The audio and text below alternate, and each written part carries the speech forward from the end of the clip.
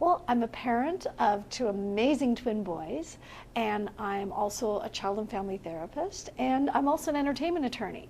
So I teach the laws of effective communication with kids.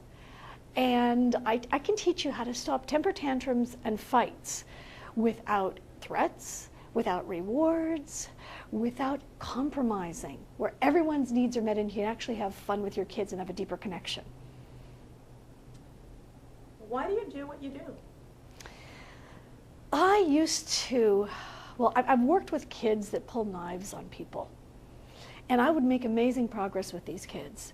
And then I noticed something. I get them back together with their parents, and the parents would inadvertently say or do something that would completely undo what I did.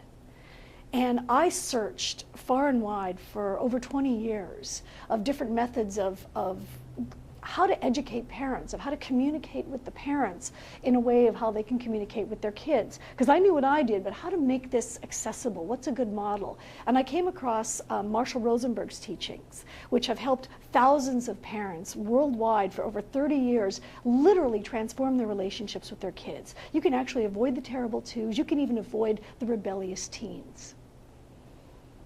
And what are the myths and misconceptions in your field? Well, you know, there are some misconceptions in my field. And I mean, to start with, most parents, what they do is they'll often ask the question, you know, what do I want my kids to do? When a better question is, what do you want the reasons to be for what your kids are doing? What do you want your kids' reasons to be? Now, if you punish them, their reasons might be guilt, shame, afraid of being in trouble. And yeah, it might seem to work for a while, but not when they're looking, not when you're not looking, so it may not be working. Now, some folks have said, well, you know what, to heck with punishment, that doesn't work. Let's try giving them rewards. Now, this is a big myth buster because most folks think that rewards work. However, what happens when the rewards stop? What happens if they're not getting rewards?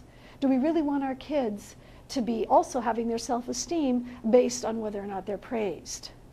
Instead, what I focus on is, instead of taking a look at the behavior and taking a look at what kids are doing, we take a look, instead of that tip of the iceberg, we look at the underlying needs. And instead of working with something like where the focus is who's right and who's wrong, instead the focus is how do you build that quality of connection so that everyone's needs are met. And you can actually have kids that are so strong and so insightful that they can see, no matter what's said to them, they can see into the heart of another person.